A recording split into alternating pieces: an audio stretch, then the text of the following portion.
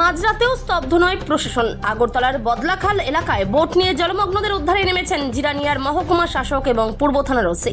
আগরতলা বলদাখাল এলাকায় শনিবারের টানা বর্ষণে বন্যা পরিস্থিতির মারাত্মক অবনতি ঘটেছে। অবিরাম বর্ষণের জেরে আগরতলার ওপর দিয়ে বয়ে যাওয়া হাওড়া নদীর জলস্তর ইতিমধ্যেই বিপদসীমা অতিক্রম করেছে। এই পরিস্থিতিতে নদীর তীরবর্তী এবং নিচু এলাকাগুলো জলমগ্ন হয়ে পড়ায় সাধারণ মানুষের নিরাপত্তা নিশ্চিত করতে কোমর বেঁধে নেমেছে প্রশাসন। মাঝরাতেও প্রশাসনের শীর্ষ কর্তাদের অতি সক্রিয় ভূমিকা লক্ষ্য করা গেছে। আগরতলার বলদাখাল এলাকায় বন্যা পরিস্থিতি খতিয়ে দেখতে এবং আটকে পড়া মানুষদের উদ্ধার করতে রাতেও তৎপর ছিলেন জিরানিয়ার মহকুমা শাসক এবং পূর্ব থানার ওসি। তাই বিপর্যয় মোকাবিলা বাহিনীর বোট নিয়ে সরাসরি জলমগ্ন এলাকায় নেমে পড়েন এবং উদ্ধার কাজ চালান। সদর মহকুমা প্রশাসনের পক্ষ থেকে পরিস্থিতি বিবেচনা করে নদী তীরবর্তী এলাকার বাসিন্দাদের নিরাপদ স্থানে সরে যাওয়ার জন্য মাইকিং করে সতর্কবার্তা দেওয়া হচ্ছে। যুদ্ধকালীন তৎপরতায় নিচু এলাকার মানুষদের ফ্লাড সেন্টার বা ত্রাণ শিবিরে সরিয়ে নিয়ে যাওয়ার কাজ চলছে। প্রশাসনের পক্ষ থেকে সাধারণ মানুষকে আতঙ্কিত না হয়ে সতর্ক থাকার এবং সরকারি নির্দেশিকা মেনে চলার অনুরোধ জানানো হয়েছে। ত্রিপুরা থেকে বিক্রম কর্মকারের রিপোর্ট, বিগ নিউজ বাংলা।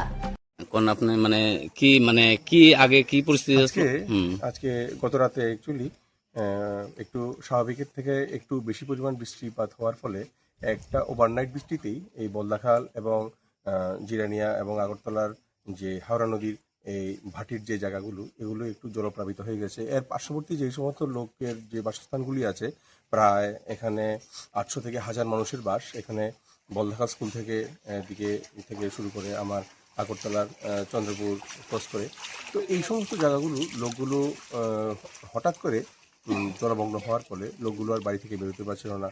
তো স্বাভাবিকভাবে আমরা প্রশাসন এবং অন্যান্য ডিপার্টমেন্ট আমরা আমাদের সঙ্গে স্কাউট, আমাদের সঙ্গে আবুদা মিত্র, আমাদের সঙ্গে সিভিল ডিফেন্স এবং আমাদের পুলিশ আমাদের সঙ্গে খুব সঙ্গ দিয়েছে। আমরা আজকে সকাল থেকে রেস্কিউ অপারেশন করেছি এবং আমরা জল ধীরে ধীরে জলস্তর কমতে শুরু করেছে। এখন মাঝে বিকেলে জলস্তরটা অনেকটা বেড়ে গেছিলো 11.26, তো এখন ধীরে ধীরে কমতে শুরু করেছে।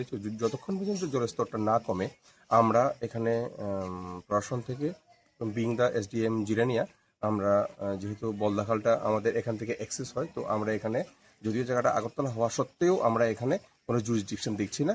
হ্যাঁ, আমরা ইররেসপেক্টিভ অফ আওয়ার জুরিসডিকশন আমরা এখানে ডিউটি করে যাচ্ছি। সাধারণ মানুষের জন্য আমরা এখানে সদা তৎপর আছি এবং যতক্ষণ পর্যন্ত জলস্তর না কমে আমরা এবং আমাদের সমস্ত টিম সবসময় এখানে থাকবে। জলস্তর কমে গেলে একটা স্বাভাবিক জায়গাতে আসলে আমরা তখনই এখান থেকে ডিসপার্স করব।